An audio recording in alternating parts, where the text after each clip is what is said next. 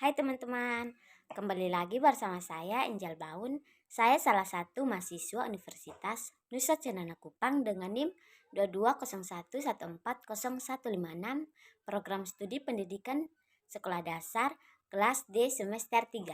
Di sini saya akan menjelaskan secara singkat terkait dengan isu dan masalah sosial budaya dalam pengajaran IPS.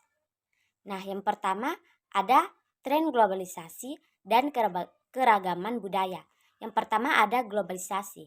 Globalisasi intinya kata adalah global dan yang artinya bumi atau dunia.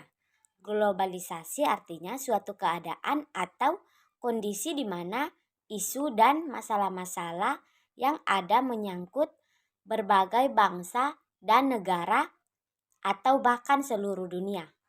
Contohnya ada jurang antara negara kaya dan negara miskin. Yang berikut ada keragaman budaya. Nah, keanekaragaman budaya dapat diartikan sebagai suatu keadaan di mana suatu masyarakat memiliki lebih dari suatu perangkat, gagasan, tindakan, dan hasil karya. Yang ketiga ada pembelajaran IPS dalam era globalisasi dan keragaman budaya. Nah, fungsi pengajaran IPS antara lain membantu para siswa untuk mengembangkan kemampuan pemahaman terhadap diri pribadinya, menolong mereka untuk mampu mengetahui dan menghargai masyarakat global budayanya, memperkenalkan profesionalisasi, memberikan pengertian tentang pentingnya mempertimbangkan masa lampau dan masa kini dalam mengambil keputusan untuk masa mendatang, berpartisipasi dalam aktivitas di masyarakat. Nah, yang berikut ada masalah-masalah.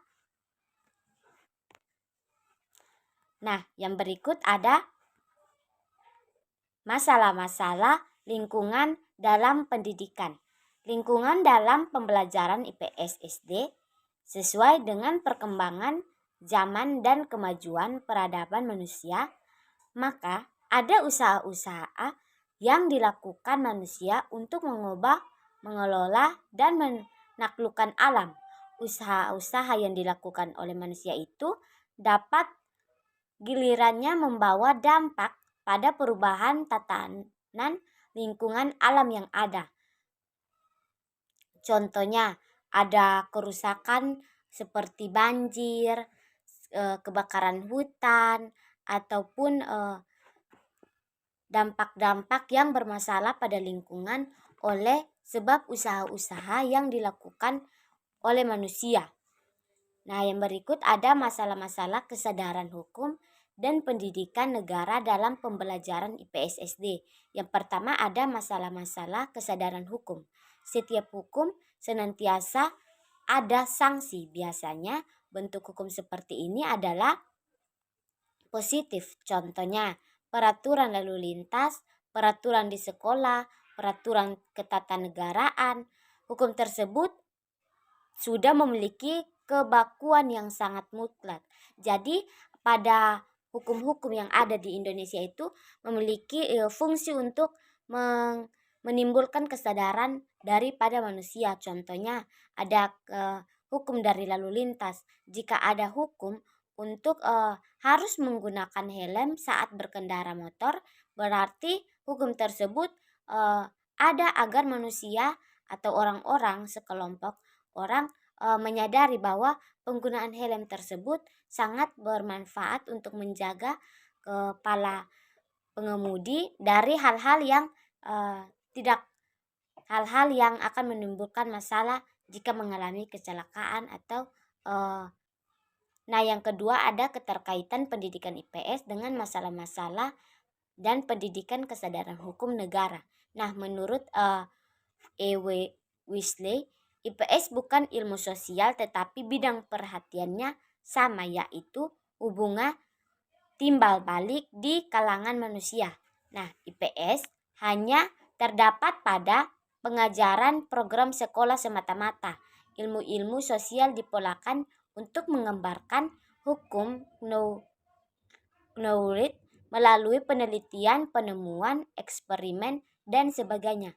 Nah, yang berikut ada pluralisme budaya dan keanekaragaman etnis dalam pendidikan IPS SD.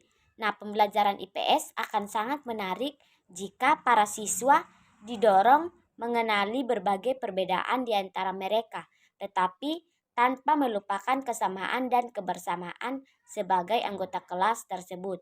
Dalam masyarakat memiliki keanekaragaman budaya, timbul berbagai masalah dan isu. Di antaranya adalah pembaharuan, prasangka, dan hal-hal yang dapat melahirkan superioritas dan inferioritas. Dua hal yang terakhir sebenarnya lebih bersifat bagian yang tak terpisah dari proses pembaruan. Baik, sekian video materi singkat dari saya, semoga bermanfaat.